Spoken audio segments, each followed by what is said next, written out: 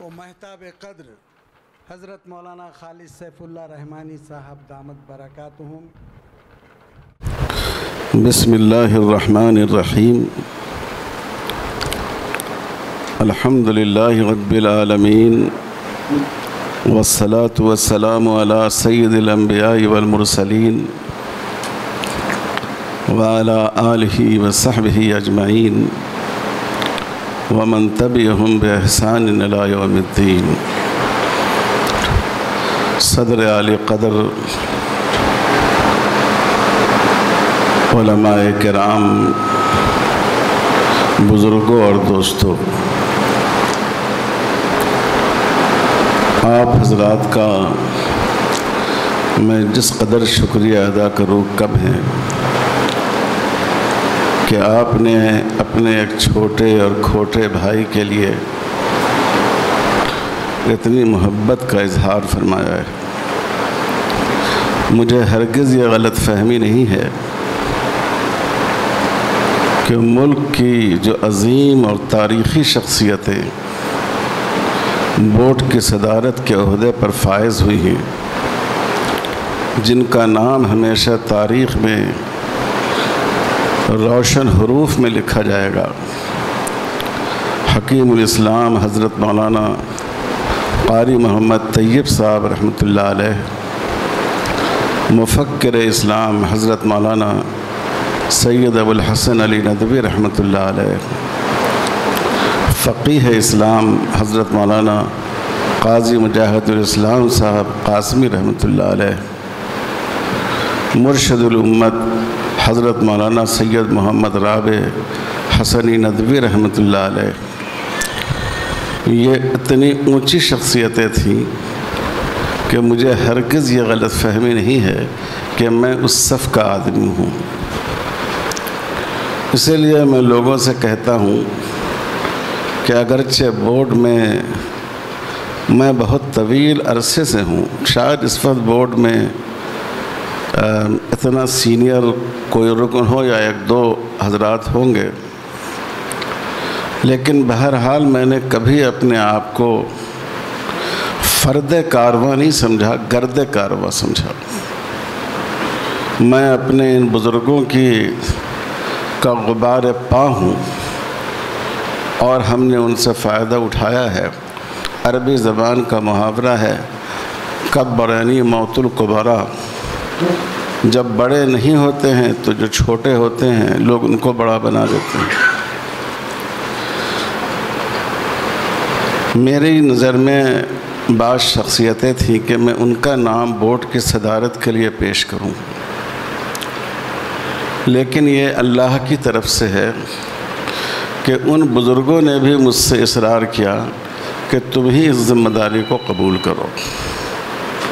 حضرت مولانا سید ارشد مدنی صاحب دامت برکاتہم، حضرت مولانا مفتی ابو القاسم بنارسی صاحب دامت برکاتہم، حضرت مولانا مفتی احمد خانپوری صاحب دامت برکاتہم، اور میں کن کن کا نام لوں، ملک کے بڑی بڑی شخصیتیں ہیں. میں نے ان سے درخواست کی کہ میں چاہتا ہوں کہ اس وقت آپ بورڈ کی صدارت کی ذمہ داری قبول کریں، لیکن انہوں نے اصرار کے ساتھ کہا کہ میری نگاہ میں اس وقت تم کو یہ ذمہ داری قبول کرنی چاہیے. بہت سے لوگ مجھ سے کہتے تھے، پوچھتے تھے کہ کن کو صدر ہونا چاہیے. میں نے کہا غور کیجئے، اللہ سے دعا بھی کیجئے، استخارہ بھی کیجئے. بعض حضرات کہتے تھے کہ میں چاہتا ہوں کہ اب ہم لوگ یہ سمجھتے ہیں کہ آپ ہی کو یہ ذمہ داری قبول کرنی چاہیے، ہم اس کے لیے دعا کرتے ہیں. ہر ایک سے میں نے یہ کہا کہ آپ میرے لیے دعا نہ کیجیے، آپ یہ دعا کیجئے کہ اے اللہ جس میں خیر ہو وہ ہو جائے. میں تو پہلے سے بھی بورڈ کا جنرل سیکریٹری ہوں، اور ہمارے مولانا بانعیم صاحب نے فرمایا یہ تو سوشل میڈیا کے ایسے لوگ جن کی بات ان کے گھر میں بھی نہیں سنی جاتی ہے، وہ بڑی بڑی شخصیتوں کے بارے میں نہایت حتک آمیز باتیں کہتے ہیں. کوئی بزرگ ملک کے محفوظ نہیں ہے ان کے قلم سے اور ان کی زبان سے۔ اچھا، میں نے پڑھا بھی نہیں کہ کس نے میرے بارے میں کیا کہا، لیکن میں یہ ضرور جانتا ہوں کہ بورڈ کا یہ اجلاس بہت نمائندہ اجلاس ہوا، اور مولانا سفیان صاحب دارالعلوم وقف کے محتمم، ندوۃ العلماء کے محتمم مولانا بلال صاحب، مظاہر علوم کے ناظم مولانا شاہد صاحب، جمعیت علماء ہند مولانا ارشد مدنی دامت برکاتہم سے جو متعلق ہے اس سے مولانا اشہد رشیدی صاحب، دوسری طرف مولانا محمود مدنی صاحب، جماعت اسلامی سے مولانا سعادت اللہ حسینی صاحب، جمعیت علماء سے مولانا اصغر امام مہدی صاحب، حد تو یہ ہے کہ مولانا توقیر رضا صاحب، اور کشمیر سے لے کر کیرالہ تک اور مشرق سے لے کر مغرب تک ہر جگہ کے جو علماء تھے، بورڈ کے ارکان تھے، اور جو اپنی اپنی جگہ بڑی شخصیت ہیں، ان سب نے اپنی طرف سے نام پیش کیا، اور کسی نے کوئی دوسرا نام بھی پیش نہیں کیا۔ تو میں اس کو کوئی اپنی صلاحیت اور قابلیت خدا نخواستہ نہ میں پہلے سمجھ رہا تھا اور اب سمجھ رہا ہوں۔ میں یہی سمجھ رہا ہوں کہ جو بڑے تھے ہمارے وہ رخصت ہو گئے، اور مجھے ان بڑوں کے ساتھ رہنے کا بہت زیادہ موقع ملا۔ مجھے حکیم الاسلام حضرت مولانا قاری محمد طیب صاحب رحمۃ اللہ علیہ سے تلمس کا شرف حاصل ہے۔ حضرت مولانا سید ابو الحسن علی ندوی رحمۃ اللہ علیہ سے میرا اصلاحی تعلق تھا، اور میں وقتاً فوقتاً رائے بریلی جا کر حضرت کے ہاں کچھ وقت گزارتا تھا، اور انہوں نے میری کئی کتابوں پر مقدمہ لکھا، مجھے ندوے آنے کی دعوت دی۔ اور حضرت مولانا قاضی مظہر اسلام صاحب رحمۃ اللہ علیہ سے تو نسبی تعلق بھی تھا، انہوں نے میری تربیت بھی فرمائی۔ اور حضرت مولانا سید محمد رابع حسنی ندوی رحمۃ اللہ علیہ سے اگر میں یہ کہوں کہ ان سب سے زیادہ میری قربت تھی تو بیجا نہیں ہوگا، کہ وہ ایک بات بھی، ایک حرف بھی بورڈ کے بارے میں ان کی بڑائی کی بات تھی، اگر کہتے تو مجھ سے مشورہ فرماتے تھے۔ اسی طرح جو بورڈ کے دوسرے بزرگ تھے ان سے بھی تعلق رہا۔ تو اگر میری کوئی خوبی ہے تو یہی ہے کہ مسلم پرسنل لاء بورڈ کے جتنے بزرگ تھے، اسی طرح جو جنرل سیکریٹری تھے حضرت مولانا منت اللہ صاحب، حضرت مولانا نظام الدین صاحب، حضرت مولانا ولی صاحب، ان سب سے مجھے استفادے کا موقع ملا۔ اور شاید اسی لیے لوگوں نے یہ سمجھا کہ چونکہ یہ ان تمام بڑوں کی خدمت میں رہا ہے، اس لیے چلو اسی کو صدر بنا دو، اس سے زیادہ اس کی کوئی حقیقت نہیں ہے۔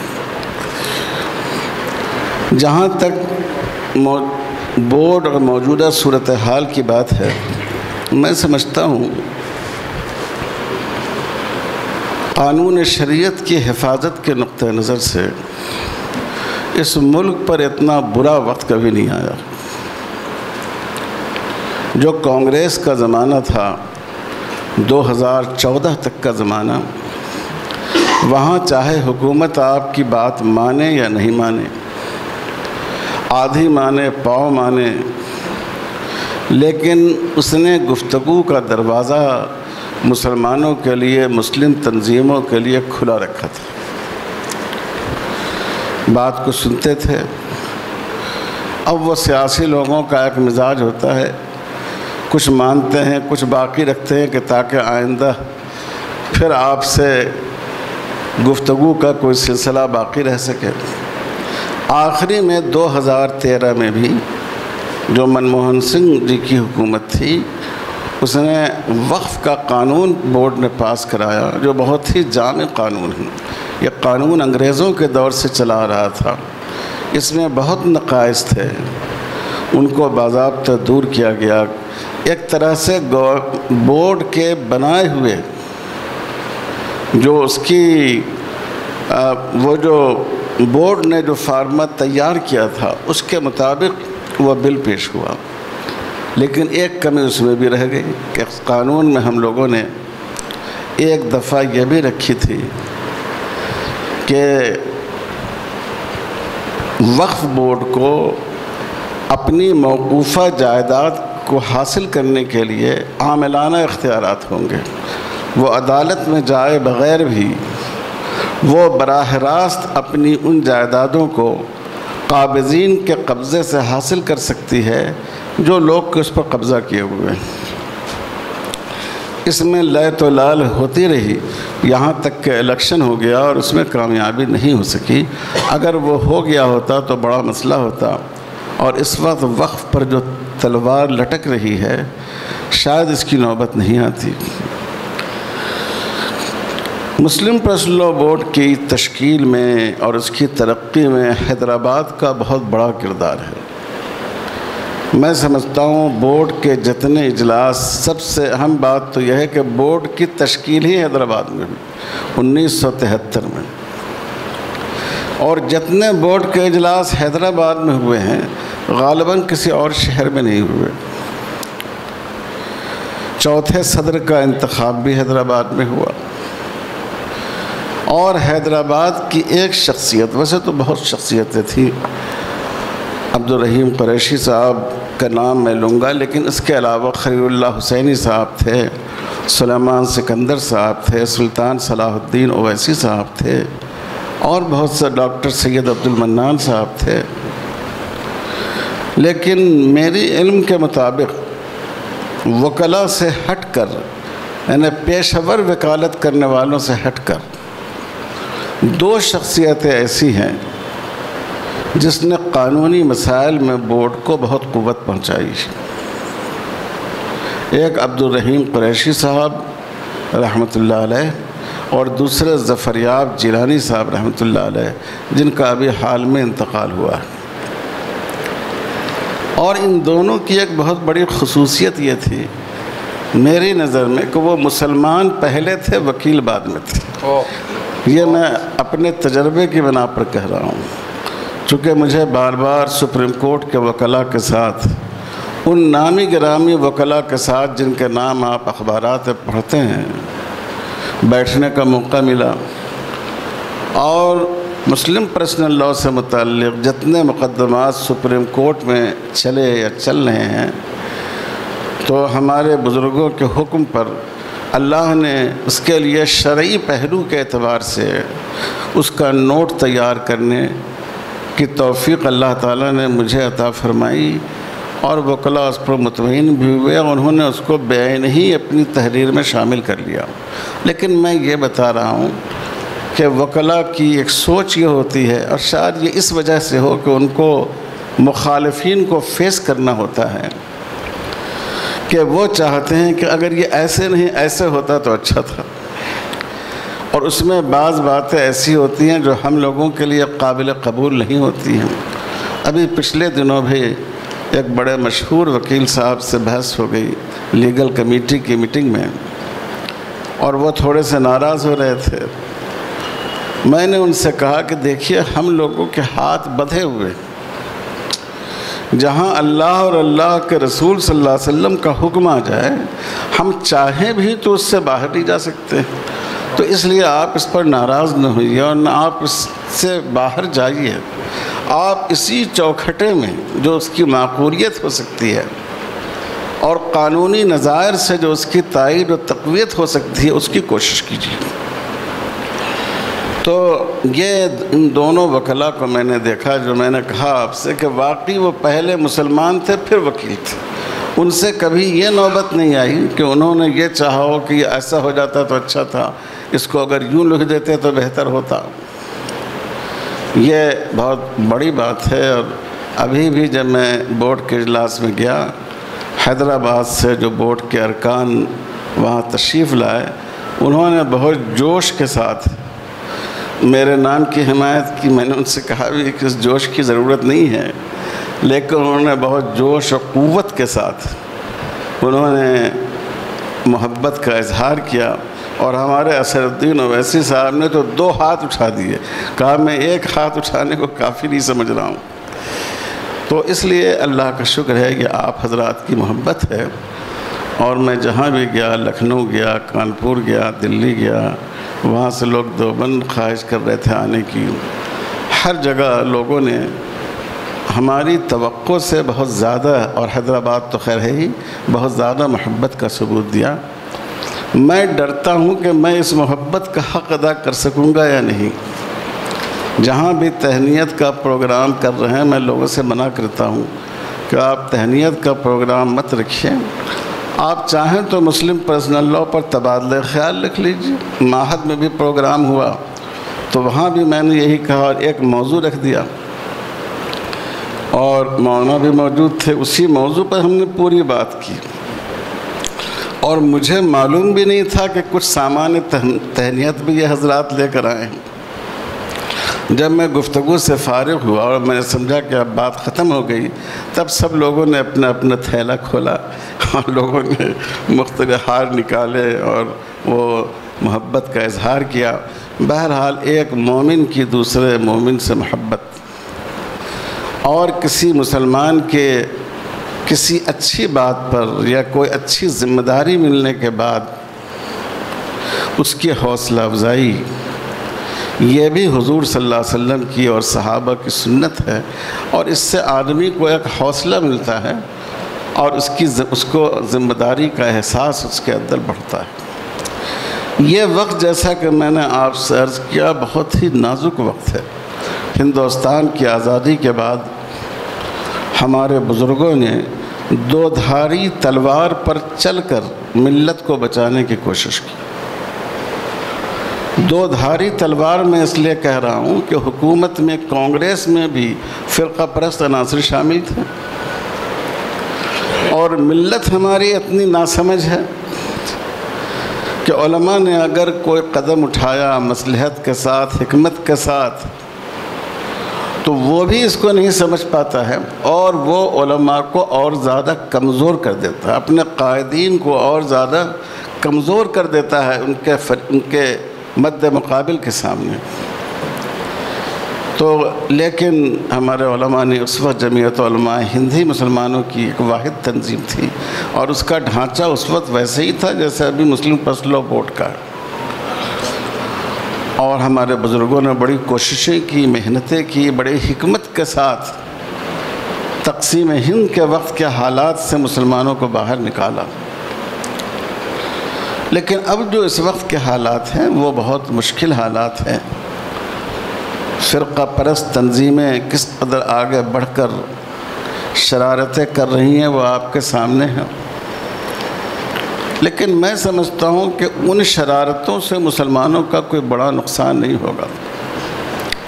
جتنے مسلمان 1857 میں مارے گئے، کیا آج مارے جا رہے ہیں؟ کہا جاتا ہے کہ دہلی سے لے کر لاہور تک کوئی درخت ایسا نہیں تھا جس پر کسی مسلمان عالم کی لاش جھول نہ رہی۔ بڑے بڑے علماء کو توپ کے دہانے پر لگا کر اڑا دیا جاتا تھا، ان کی بوٹیاں فضا میں بکھر جاتی تھیں۔ آج اللہ کا شکر ہے کہ موب لنچنگ ہوتی ہے، ایک نوجوان کی، دو نوجوان کی موت ہوتی ہے، وہ بھی بہت تکلیف دہ ہے، لیکن اگر اس زمانے کے حالات سے اگر آپ مقابلہ کریں، آج ہم بہت بہتر حالت میں۔ پھر 1947 کا دور آیا جب ملک کی تقسیم عمل میں آئی۔ آپ جانتے ہیں کہ اس وقت کتنا ظلم ہوا۔ خود دکن میں، حالانکہ یہ سابق میں ہندوستان کا حصہ نہیں تھا، لیکن کتنا ظلم ہوا۔ کنویں لاشوں سے بھر گئے، جان بھی لی گئی، دولت بھی لی گئی، عزت و آبرو پر بھی ہاتھ ڈالا گیا، لیکن یہ ایک طوفان تھا جو گزر گیا۔ آج بھی مسلمان باقی، پہلے سے زیادہ مسلمان آج ہیں، مدارس پہلے سے زیادہ ہیں، مسجدیں پہلے سے زیادہ ہیں، ہماری دینی تنظیمیں پہلے سے زیادہ ہیں، مسلمانوں کی معیشت پہلے سے زیادہ بہتر ہے۔ ہزار غربت کے باوجود ہم آپ سب لوگ اگر اپنے بچپن کے اعتبار سے غور کریں تو آج جو مسلمانوں کی معاشی حالت ہے وہ پہلے سے بہت بہتر ہے۔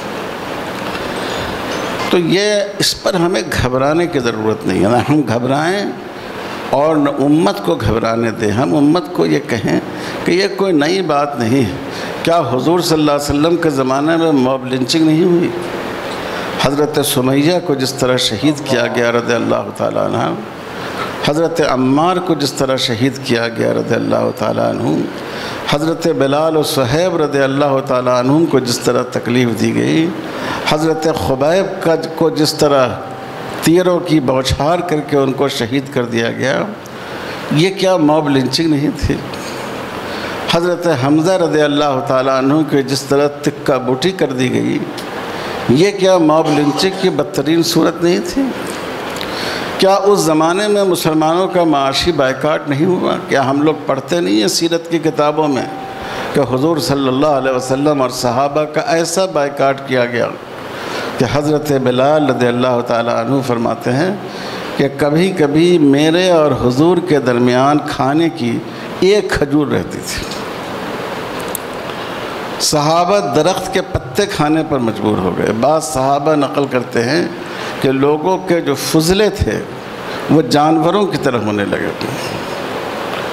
اگر کسی آدمی کو مسلمانوں کی کچھ مدد کرنی ہوتی تو کسی اونٹنی پر، کسی سواری پر کچھ سامان رکھ کر رات کی تاریکی میں اس اونٹنی کو شاب ابی طالب کی طرف ہکا دیتے، کوشش کرتے کہ کوئی ان کو پہچانے بھی نہیں۔ یہ کیا معاشی بائیکاٹ نہیں تھا؟ کون سا ظلم ہے جو آج ہو رہا ہے اور حضور صلی اللہ علیہ وسلم کے زمانے میں نہیں ہوا؟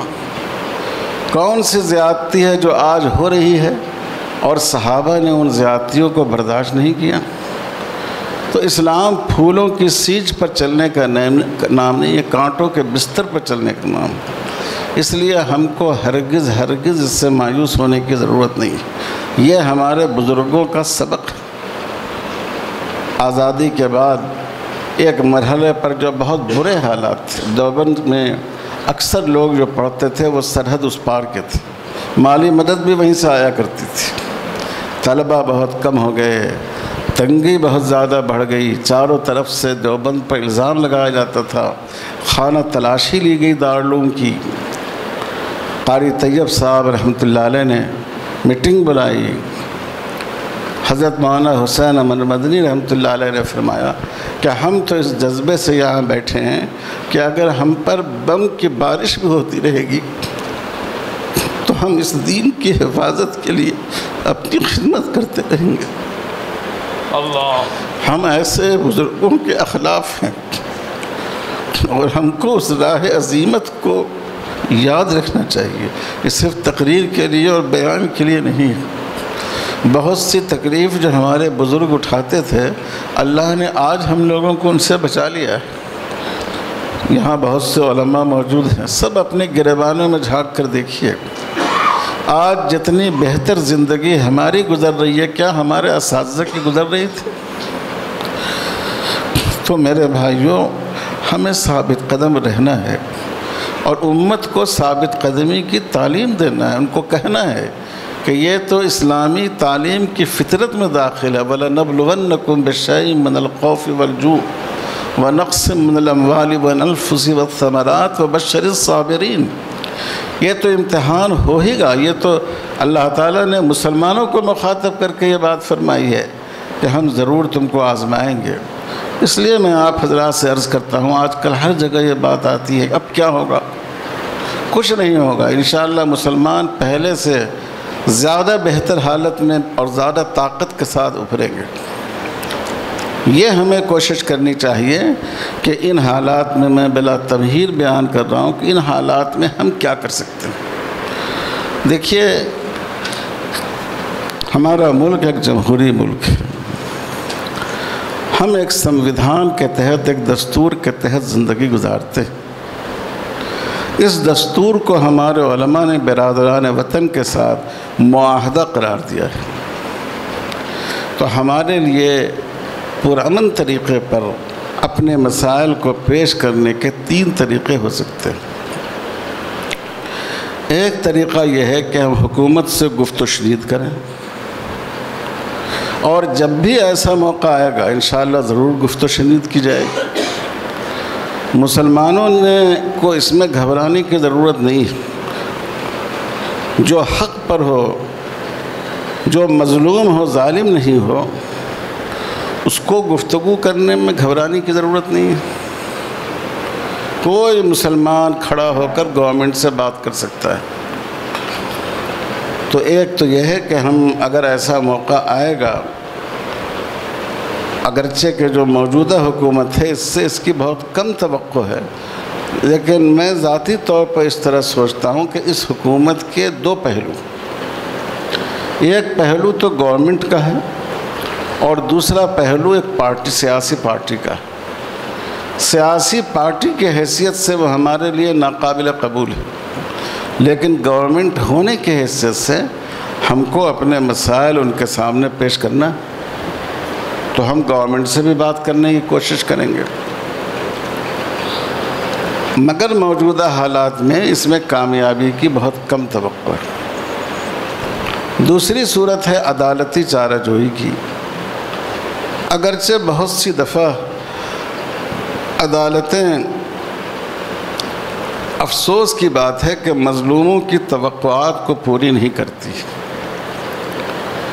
شاید آپ لوگوں کو یاد ہو، اخبار میں بھی آیا تھا کچھ دنوں پہلے،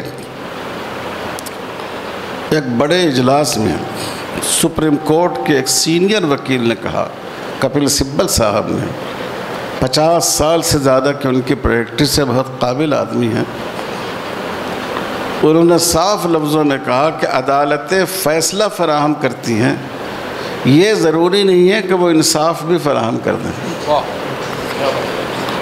اب آپ بابری مسجد کا فیصلہ دیکھ لیجئے، بہت سے لوگ کہتے ہیں کہ مسلمان مقدمہ ہار گئے، ہرگز نہیں، مسلمان اس مقدمے کو جیتے ہیں۔ جتنے نکات مسلمانوں نے اٹھائے تھے ان تمام نکات کو عدالت نے تسلیم کیا ہے۔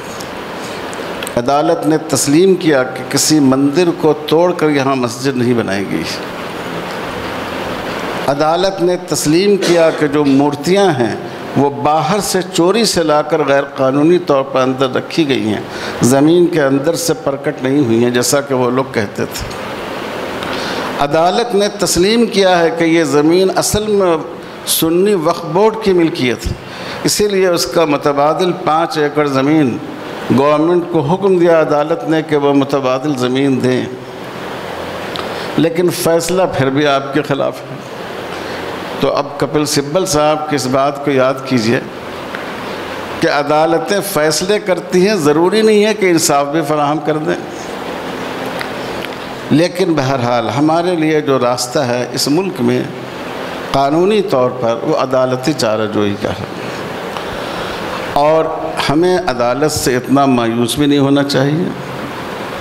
بہت سی دفعہ عدالتوں نے بہت اچھے فیصلے کیے ہیں، اقلیتوں کے حقوق کو بچانے کی کوشش بھی کی ہے، اور ہم اب بھی یہ امید رکھتے ہیں کہ جو مقدمات کورٹ میں زیر التوا ہیں اس میں انشاءاللہ مسلمانوں کے ساتھ اور مظلوموں کے ساتھ انصاف ہوگا۔ تو دوسرا طریقہ عدالتی پیروی کا ہے، اور بورڈ اس کو بہت قوت کے ساتھ کرتا ہے، تمام تنظیموں کے ساتھ مل کر کرتا ہے۔ اور ابھی بھی آج جس وقت میں آپ لوگوں سے بات کر رہا ہوں، آن لائن لیگل کمیٹی کی میٹنگ ہو رہی ہے بورڈ کی۔ تیسرا طریقہ ہے عوامی رائے ہموار کرنے کا، کیونکہ جب جمہوری ملک میں اگر حکمرانوں کے کانوں میں سننے کی صلاحیت ہو اور آنکھوں میں دیکھنے کی طاقت ہو اور دل میں کہیں دیانت کی کوئی رمق باقی ہو، تو عوام کی آواز ان کے نزدیک بڑی اہم ہوتی ہے۔ اس کو ہم سب لوگ مل کر 2 طریقوں سے کر سکتے ہیں۔ ابھی جو مسئلہ آیا، ہمارے عزیز مولانا زبیر صاحب نے بھی کہا، یعنی یونیفارم سول کوڈ کے سلسلے میں لا کمیشن آف انڈیا نے جو سوال نامہ جاری کیا ہے، ہم اس کا جواب دیں، زیادہ سے زیادہ جواب دیں۔ دیکھیے، نہیں عن المنکر اپنا فریضہ ہے، چاہے جو سامنے والا آدمی ہے وہ آپ کی بات کو قبول کرے یا نہ کرے۔ حضور صلی اللہ علیہ وسلم نے مکہ میں 13 سال دعوت دی، ایسا نہیں ہے کہ ایک بار آپ نے لوگوں سے کہا اور اس کے بعد خاموش بیٹھ گئے کہ بھائی میں تو اپنی بات کہہ چکا۔ آپ نے 13 سال اس دن گزارے، اس طرح گزارے کہ جس کے ہر صبح و شام آپ نے حق کی دعوت دی اور پوری قوت کے ساتھ ماحول کے خلاف باطل سے روکنے کی کوشش کی۔ تو ہمیں زیادہ سے زیادہ جوابات داخل کرانے چاہیے۔ کیا جواب داخل کرنا چاہیے میں بھی آپ سے عرض کرتا ہوں، اور اگر اس کے بعد ضرورت ہو، قبل از وقت نہیں، قبل از وقت سڑکوں پر نکلنے سے، احتجاج کرنے سے فائدہ کم ہوتا ہے، نقصان زیادہ ہو جاتا ہے، نوجوانوں کی جانیں جاتی ہیں، اور بہت سی دفعہ اس کے نتیجے میں جو فرقہ پرست طاقتیں ہیں ان کو فائدہ ہو جاتا ہے۔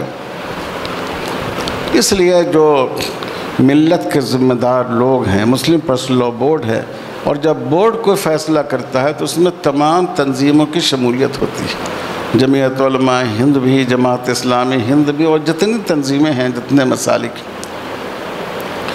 ان کے فیصلے کے بعد عوامی تحریک بھی چلائیں گے جو جمہوری طریقہ ہے۔ ہم دھرنا دیں، ہم جلسے کریں، ہم ریلی نکالیں، ہم سرکاری آفسوں تک پہنچیں اور وہاں میمورنڈم داخل کریں، ہم میڈیا کے ذریعے اپنی بات پہنچائیں۔ یہ 3 طریقے ہیں: حکومت سے گفت و شنید، عدالتی پیروی، اور عوامی رائے کو بنانا اور اس کا اظہار کرنا۔ یہ جو یونیفارم سول کوڈ کے سلسلے میں، بس ایک بات میں اس سلسلے میں اور بھی بتا دوں، بڑی اچھی بات ہمارے مولانا نے کہی ڈاکٹر یوسف اعظم صاحب کی طرف سے اسکولوں کے سلسلے میں۔ میرا خیال ہے کہ ہم لوگ تلنگانہ میں دینی مدارس جو لڑکوں کے ہیں ان کا بھی پروگرام رکھیں گے اس موضوع پر، کسی بڑے مدرسے میں یا چند مدرسوں کو ایک جگہ ملا کر، تاکہ ہم اپنے طلباء کو اس بات سے واقف کرائیں کہ مسلم پرسنل لاء کیا ہے اور یونیفارم سول کوڈ کیا ہے، اس کے نقصانات کیا ہوں گے، مسلمانوں پر اس کا کیا اثر پڑے گا، دوسری اقلیتوں پر اس کا کیا اثر پڑے گا، دلتوں پر اس کا کیا اثر پڑے گا، خود ہندو میرج ایکٹ پر اس کا کیا اثر پڑے گا۔ اور اسی طرح آج میں جامعہ عائشہ میں نے بات کی اور وہاں یہ بات رکھی کہ جو ہماری لڑکیوں کے مدارس ہیں ان کا بھی پروگرام رکھا جائے، کیونکہ اس سارے مسئلے میں عورتوں کے حقوق کا نام لیا جا رہا ہے، عورتوں کو قتل کر رہے ہیں، عورتوں کے ٹکڑے ٹکڑے کر رہے ہیں۔ گجرات کے فساد میں اور جتنے فسادات ہوئے، مظفر نگر کے فساد میں کس طرح عورتوں کے بے حرمتی کی گئی، اس وقت مسلمان عورتیں یاد نہیں آئیں، لیکن اب مسلمان عورتوں کے ساتھ انصاف کے نام پر یہ حرکت کی جا رہی ہے۔ تو ہم جو ہماری بچیاں ہیں، عالمات ہیں، ان کو بھی ہم اس موضوع کو سمجھائیں اور ان سے کہیں کہ آپ بہنوں میں، خواتین میں اس مسئلے کی تفہیم کریں اور ان کو سمجھائیں۔ اور تیسرے جو ہمارے عصری تعلیمی ادارے ہیں، اسکول ہیں، کالجز ہیں، اس میں بھی ہماری بات ہونی چاہیے۔ شہر میں، اضلاع میں مختلف کیمپ ہم رکھیں، اس میں ہم مسلم پرسنل لاء اور یونیفارم سول کوڈ کا تعارف بھی کرائیں، اور ساتھ ہی ساتھ مسلم پرسنل لاء کی قانون شریعت کی معنویت کیا ہے، انسانی ضرورت و مصلحت سے اس کی ہم آہنگی کیا ہے، یہ بات ہم لوگوں کو سمجھائیں ان کیمپوں میں۔ اگرچہ کہ ابھی یونیفارم سول کوڈ کا پورا مسودہ سامنے نہیں آیا، انہوں نے اتراکھنڈ میں جو مسودہ بنایا ہے اس سے کچھ چیزیں چھن کر آ رہی ہیں، اور اس میں 15-16 پوائنٹ، 12-13 پوائنٹ جو آئے ہیں وہ سب کے سب قانون شریعت سے متصادم ہیں۔ اور بھی بہت سی باتیں ہوں گی، لیکن زیادہ تر، اور یہی ہم لوگوں کی توقع ہے، گورنمنٹ اسی طرح کی چیز یہ گورنمنٹ پیش کر سکتی ہے، تو ہم لوگوں کو اس کے بارے میں سمجھائیں اور رائے عامہ بنائیں۔ ہر مسلمان مرد و عورت اس بات کو سمجھ لے کہ قانون شریعت کی اہمیت کیا ہے اور یونیفارم سول کوڈ ہمارے لیے کیوں قابل قبول نہیں ہے. تو یہ اگر ہم لوگ کریں، پھر اس کے بعد ایک انشاءاللہ بقرعید کے بعد ایک نشست ہم لوگ رکھیں، اور تلنگانہ کے جتنے اضلاع ہیں، زیادہ تر مسلمان تو ڈسٹرکٹ ہیڈ کوارٹر میں رہتے ہیں، وہاں کے نمائندوں کو بلا کر کم سے کم ہم اپنے صوبے کی حد تک ہر ضلع کے لیے ایک تاریخ مقرر کریں. حیدرآباد سے علماء کا ایک وفد بنائیں جو مختلف شہروں کو کور کرے اور اس کو پوری ملت اسلامیہ کی آواز بنا دیں. میں اپنی بات اس پر ختم کروں گا کہ مسلم پرسنل لاء بورڈ کا قیام ہی عمل میں آیا تھا یونیفارم سول کوڈ کے پس منظر میں. 1972 میں جب اندرا گاندھی جی کا زمانہ تھا اور اس وقت وزیر قانون تھے گوکھلے، یہ مہاراشٹر کے تھے. انہوں نے چلڈرن ایڈاپشن بل پیش کیا. پہلے سے گورنمنٹ کے ہاں ایڈاپشن کا قانون موجود ہے، تبنیت کا قانون موجود ہے. چونکہ ہندوؤں کے ہاں تبنیت کی بڑی اہمیت ہے. ان کے ہاں تصور یہ ہے کہ جب تک مرنے والے کی چتا کو اس کی اولاد نرینہ آگ نہیں دکھائے اس کی مکتی نہیں ہوگی.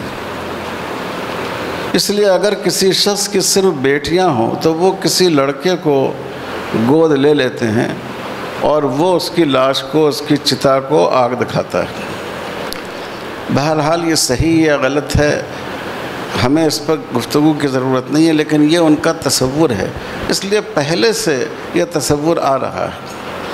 لیکن 1972 میں ایک ایسا قانون بنانے کی کوشش کی گئی جس میں تمام مذاہب کے لوگوں کو شامل کیا جائے. مسلمان جو اس سے مستثنیٰ تھے ان کو بھی اس میں شامل کیا جائے. پہلے یہ ہندو میرج ایکٹ کا حصہ تھا، اب اس کو ایک جنرل قانون بنا دیا جائے.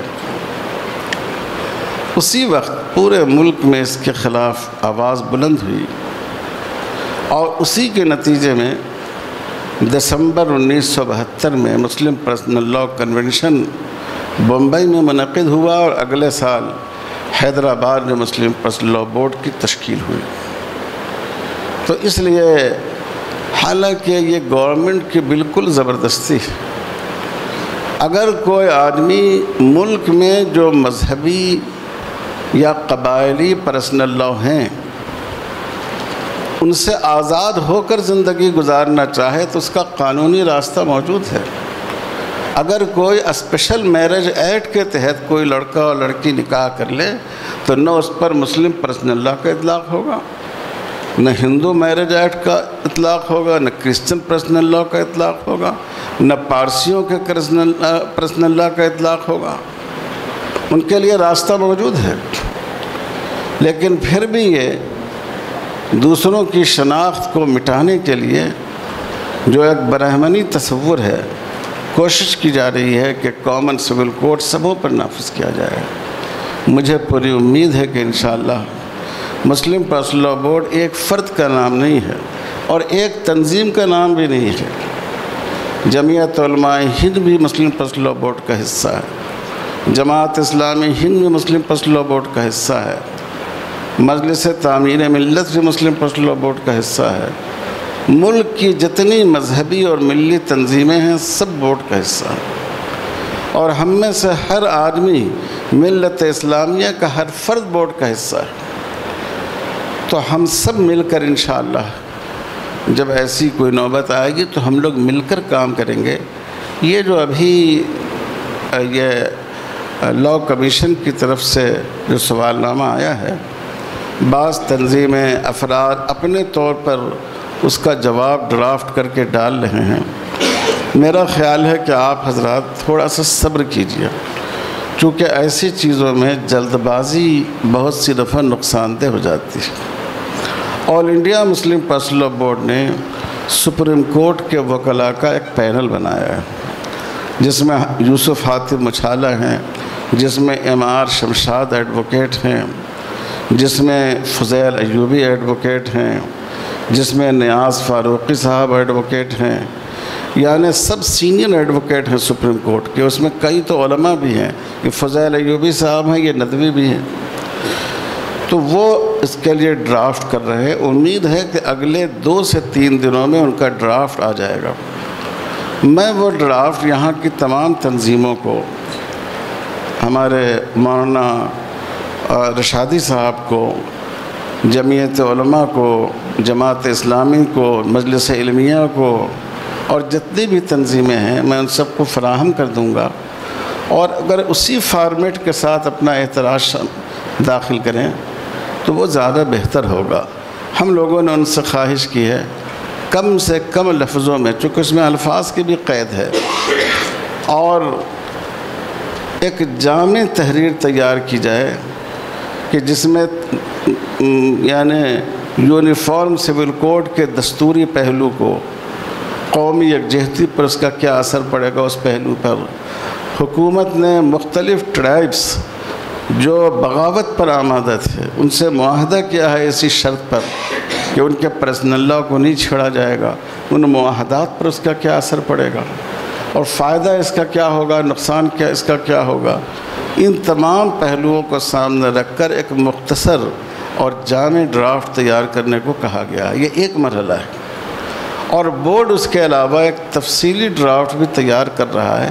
اس سے پہلے بھی ہم لوگوں نے 2018 میں تیار کیا تھا، اور بورڈ کا وفد جا کر ملا تھا لاء کمیشن کے چیئرمین سے، اور بظاہر وہ کافی کنونس ہوئے تھے۔ جب ان سے گفتگو کی گئی تو انہوں نے اطمینان کا اظہار کیا، کہا کہ جو باتیں آپ کہتے ہیں اس کی لاجک سمجھ میں آتی ہے، لیکن اس وقت چونکہ سیاسی مقصد ہے، یہ اصل میں 2023 کے لیے نہیں ہے، یہ 2024 کے لیے ہے۔